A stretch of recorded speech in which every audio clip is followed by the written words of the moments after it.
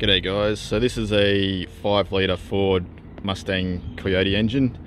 So it's in a 2017 Mustang, which has been a write-off. It's had a little hit up the front. So we've got this engine running standalone. So still standalone, running the stock engine management system, but it's totally disconnected from the car with Canbus and everything. So we're going to show you this running standalone with our Coyote CAN interface box. So I've just got a simple switch here to turn the ignition on, and then press the start button, and fires up. Let's close the hood.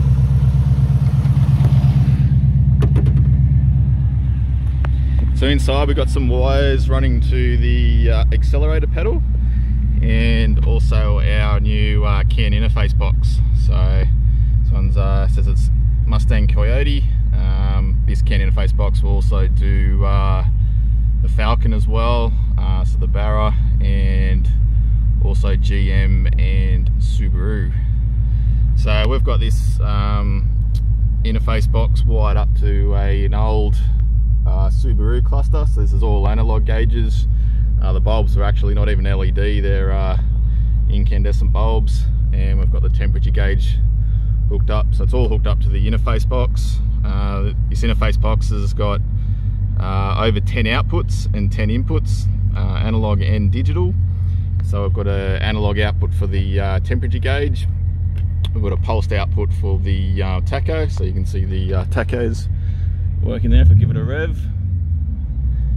And we've got the check engine light, oil pressure light, and the charge light. So that's all over Canbus on the Ford Coyote, and this just converts it to a digital output to run the bulb.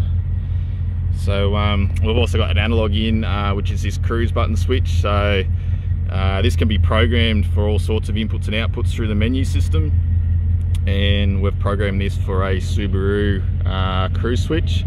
So we're just going to go for a quick drive and demonstrate that we've got the cruise control working. We've also got air conditioning working. So again, just a hardwired input into the CAN interface box, programmed to be a air conditioning request, and that'll run the air conditioning. So yeah, we'll go for a quick cruise.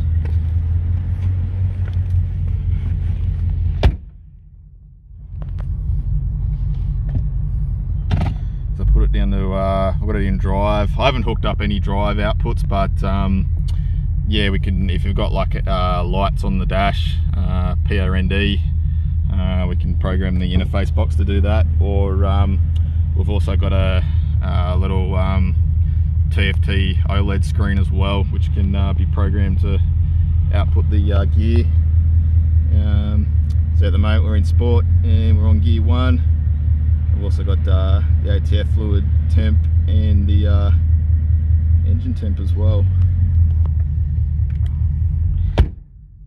So I've got it hooked up to the output speed sensor, and we'll yeah, I'll just put the cruise on. So if I press the cruise button, you can see the cruise indications come on. So again, we can program that as an output, and we can have a cruise light on the dash if we like, but we've just got it on the screen. And yeah, we'll go for a quick spin, and I'll press the cruise button. Set there. Now I better stop, I'm running out of room. So yeah, I'll put it back in reverse, and again, see we're in reverse, no gear. I'll turn the cruise control off by pressing the cancel button. And yeah, next video we'll show this, we're about to pull this engine out now, and we'll show it running standalone on the bench. Actually, before we didn't mention the temperature gauge, so you might have noticed it was on cold before. That's because the coolant was still cool.